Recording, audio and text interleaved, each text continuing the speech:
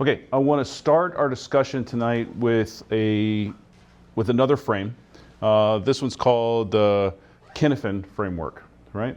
And so far we've discussed a few frames, right? We've discussed the frame of what is a project, right? A project has a beginning and end. We discussed the frame of decision quality, right? That's what we talked about 2 weeks ago. A decision quality has a frame, alternatives, information, values and trade-offs, logic and reasoning, and a commitment to action. We've also talked about the team development. That was what the assignment was to post about over the past week, is the frame of forming, storming, norming, performing, and adjourning. And tonight we're going to talk about the Cynefin Framework. But to start, I want to start like I love to do always, is start with the Bible, right? And I want to talk about one of the most extensive projects in the Bible, which was the Israelites as they left Egypt and went to the Promised Land. Right? This covers basically the books 6 through 6 of the Bible, right? There's 2nd through 6 of the Bible: Exodus, Leviticus, Numbers, Deuteronomy, and Joshua, right? So you can see they leave Egypt, come down to Mount Sinai, wander for 40 years, and they wind up here in the Promised Land. So in Exodus, God delivers Israel from slavery in Egypt. He does the covenant at Sinai with the 10 Commandments and the laws. And he says this is how to build the tabernacle, which is otherwise known as the dwelling place, or where God dwelled with the Israelites. Then Leviticus was about the laws for how to worship, how to sacrifice, not more about journeying and more about how to live as God's people. And then we go into Numbers, where you have the organization of the tribes and the census. The reason it's called Numbers is because it both begins and ends with a census. It's the journey through the wilderness with episodes of grumbling and rebellion. Spies sent to this Promised Land, people refused to enter, 40 years of wandering, some real struggles that the people went through at the time, and various leadership challenges. And then you go to Deuteronomy. Deuteronomy is kind of like the farewell speech of Moses, right? So one of the reasons they wandered for 40 years is because God wanted an entire generation to die out so that a new generation would be born, would lead into Israel. So Moses gives this farewell speech, renews the covenant, reviews laws of God, God's faithfulness, and prepares the next generation. And then Joshua is the transition point. That's where they cross the Jordan and the conquest of the land begins. So that is the biblical story in a nutshell. Obviously, it covers a lot. Absolutely worth looking at. What always amazes me is it's a story that's very applicable of even my life today. There are times that we wander in the wilderness. There are times that we're obedient to God, and frankly, there are times that we're disobedient to God. And it is a good lesson, even though it happened 3,000 years ago, right? 3,400 years ago, it still has a lot of lessons that are applicable to me and my daily life. But let's talk about them in the framework, right? So first, here's an example. There are clear rules and guidances in various parts of this entire journey, right? So for example, in Exodus 12:7, then they are to take some of the blood and put it on the sides and tops of the door frames of the houses where they eat the lambs. This is how you eat it: with your cloak tucked into your belt, your sandals on your feet, and your staff in your hand. Eat it in haste. It is the Lord's Passover. Very straightforward, very specific, if-then rules, and do this and you'll be spared, right? Very simple, clear rules and guidance. Okay, then what's next, right? Next, something a little bit more difficult. This right here is the tabernacle, and you can see all around this were all the various specific instructions of how to build a tabernacle. God was very explicit to Moses of how he wanted this tabernacle built. So in Exodus 31, 1-5, then the Lord said to Moses, "See, I have chosen Bezalel, son of Uri, the son of Hur, of the tribe of Judah, and I filled him with the Spirit of God, with wisdom and understanding, with knowledge and with all kinds of skills, to make artistic designs for work in gold, silver, and bronze, to cut and set the stones, to work in wood, and to engage in all kinds of craft." This was more complicated, right? This was more difficult, and they had to go to experts that God had given them these gifts of how to build. And let's talk about another episode, or another part of the whole journey. And there were times when the outcomes couldn't be predicted in advance, right? This is a really powerful one to me. Numbers 9:17. Whenever the cloud lifted from above the tent, the Israelites set out. Whenever the cloud settled, the Israelites encamped. So the background here is, you can see at night there was this big pillar of flame that was above their tabernacle, and by day it looked like a cloud. And the way it worked is, when the cloud was there, the Israelites didn't move. When the cloud or the flame went away, no matter what time of day it was, they got up and packed. Sometimes it would be every day, sometimes it would be weeks with nothing, sometimes it would be in the middle of the night, They had no idea of knowing when God was going to say to go, and they had no idea where they were going to go. It's just wherever the cloud settled, that's where they set up camp. And there was some chaos too, right? So, I mean, think about it. As they're leaving Egypt and the Egyptians are chasing them, and they get basically cornered at the Red Sea, in Exodus 14:10-12, as Pharaoh approached, the Israelites looked up, and there were the Egyptians marching after them. They were terrified and cried out to the Lord. They said to Moses, "Was it because there were no graves in Egypt that you brought us to the desert to die?" They thought they were going to die. There was panic setting in. It was chaos. And what did Moses do? Raise his staff, parts the Red Sea. He acts. Before people can start analyzing or doing anything, he acts. And then there's this other one, total disorder, right? So this is when Moses is up on Sinai, receiving the Ten Commandments from God. But when the people saw that Moses was so long in coming down from the mountain, they gathered around Aaron and said, "Come, make us gods who will go before us. As for this fellow Moses who brought us up from Egypt, we don't know what happened to him." Right? So what they do? They had no idea what to do. They had no idea what was going on. They didn't know what kind of situation were they in. So they went back to what they knew, and they created an idol of a golden calf. All right? So this is an interesting biblical story, but let me talk about why it matters. So this is kind of the Cynefin Framework. And what this guy Snowden did is he essentially divided the world into two different aspects. One side is the predictable, and the other side is the unpredictable, right? So the predictable world and the unpredictable world. In the unpredictable world, he said, there's situations that are simple, right? Everyone understands the situation. We all agree on it. It's simple. But then he said some are complicated, right? And complicated is when there's multiple variables to solve a problem. I know most of you guys are into the data analytics study, and a lot of that has to do with multiple variables that solve problems, which is fantastic. But then he gets into something a little bit more difficult, which is the complex, right? And the complex, what the complex is about when variables change in a system in unpredictable ways, right? Usually, the way things become complex is when human beings are involved, because human beings, as we all know, are unpredictable, right? I can never predict what my wife wants for dinner, right? If we're going to go out to eat, it's a changing thing. It's how do I say it to her? How does she respond? What kind of mood is she in, right? And then there's the chaotic, right? And the chaotic is where it's even worse than the complex. It's total chaotic. So what's this part in the middle? This part in the middle is disorder, right? And what does disorder mean? Disorder means you don't know where you are. You have no idea where you are, right? So let's talk about in the frame of what we just talked about, right? So in the simple world, hey, we had the explicit Passover instructions. Very straightforward. Do this, put the blood here, eat the food this way, you'll be fine, right? In the complicated, building the tabernacle. That is a complicated thing with very explicit instructions for the whole thing, but a lot of variables, and you had to go to an expert to say, how do we do this?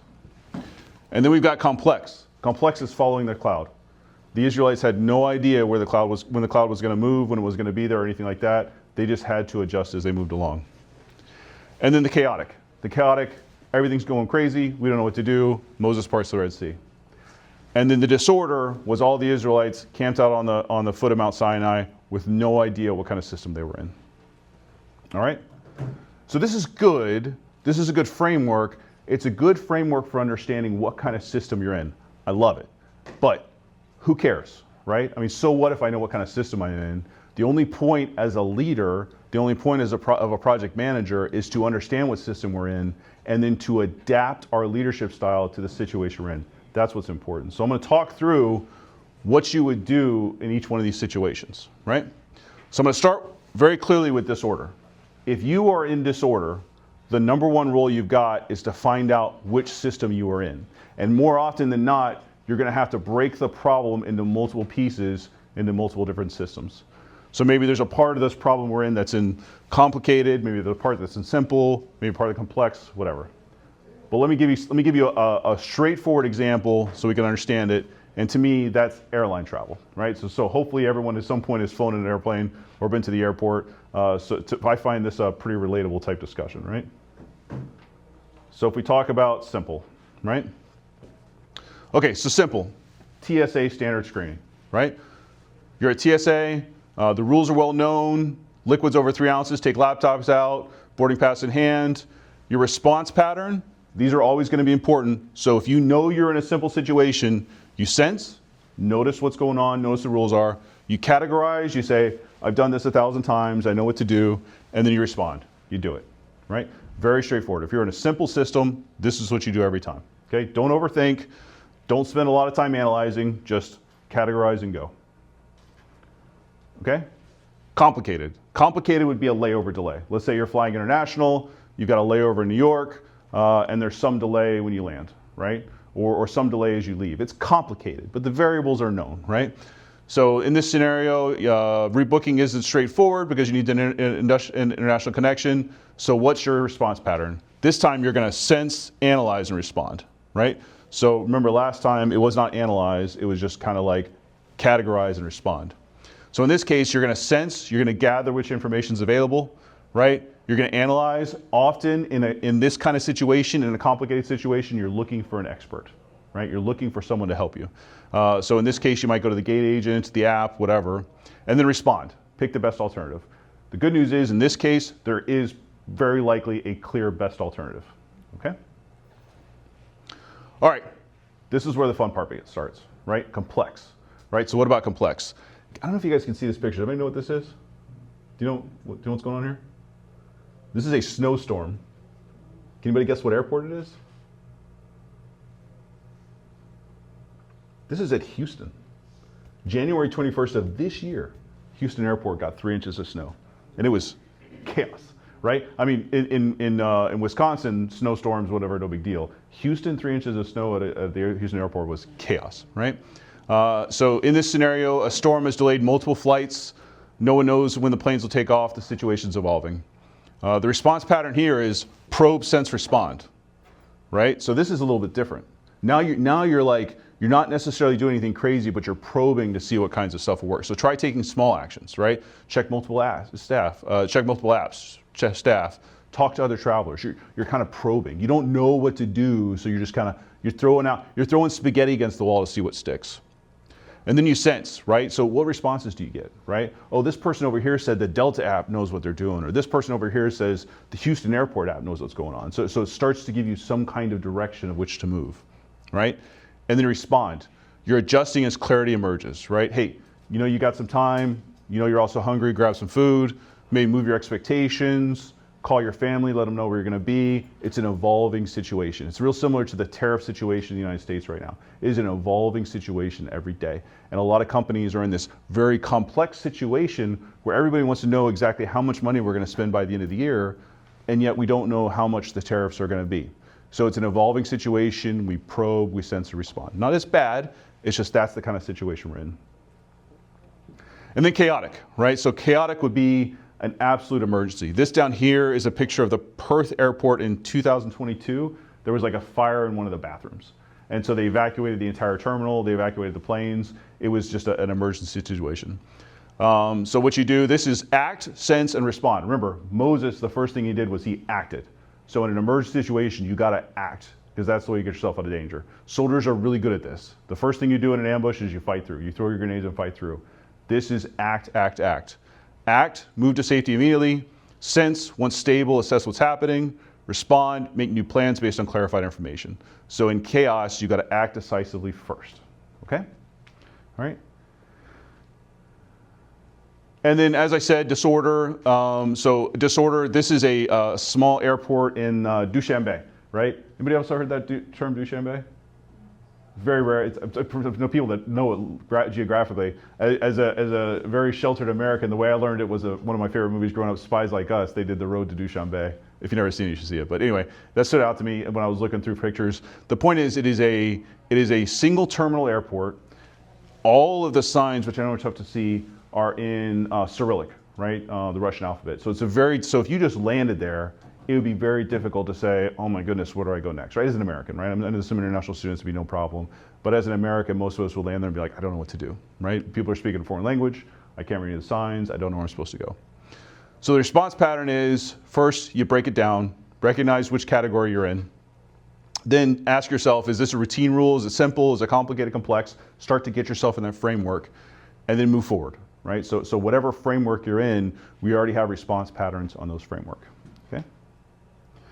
So once again, this is the Cynefin Framework by Snowden in 2007, right? And so the important part is, number one, know which situation you're in, and then number two, figure out how you're going to respond according to the situation. There's one more thing I want to mention. If you go back to it, we talk a lot about, I'm sure a lot of you, let me put it another way. My kids, when they're thinking about what career they want, they are really sensitive to what AI is going to do to them in the next 5 to 10 years, right? Because we think about it, you know, I've got a daughter who would love to be a writer. She would love to be a writer. And I keep warning her, like, hey, writing is something that the computers kind of have figured out now, right? So what does this mean, right? So how are we going to deal in this kind of world, right? And so what I would offer is, if you go back to kind of the original, back 50 years ago, we solved simple, right? Simple is very straightforward. Everyone has a calculator in their pocket right now. We've got computers that can do simple way faster than we ever could, right? Good. To be blunt, complicated, AI is very good at complicated, very good, right? It is very good at handling a lot of variables, right? Whether that's writing or doing advanced Excel spreadsheets or any of this kind of thing, very good at complicated. No replacement for a human brain in complex yet. There's just no replacement. And there's nothing on the horizon where a robot will be able to handle complex situations, because it's about changing variables, right? Maybe eventually quantum computing can continue to, but at the end of the day, complexity is what I'm having you guys come up here and do every week when you have to present to your classmates and get asked on the fly very specific details, right? And it's about their tone, it's about how they look, it's about your body language, all of that you have to, you know, do much more complex math than just ones and zeros to understand how to respond to get the response you want out of people, okay? Similarly, chaotic, right? I mean, chaotic is about acting in absolutely chaotic situations, right? And we don't have algorithms that know how to act in chaotic situations. Yeah? And then, you know, as I was saying, disorder, I read an entire paper on AI and disorder, and it was a very well-written paper, but at the end of the day, the answer is it can't do it. It can't figure out, it has no, and also often it will give this almost ghost answer, right? This answer that it thinks it knows what it is, but it just doesn't, because it expects you to, right? So if you want to know where the future is, right, anything on this side, it's going to be future-proof. For any foreseeable future we can think about. Maybe in another 50 years, something will come along I can't even imagine. But by then, hopefully all of us will be happy and raising grandkids somewhere, bouncing grandkids on our knees, right?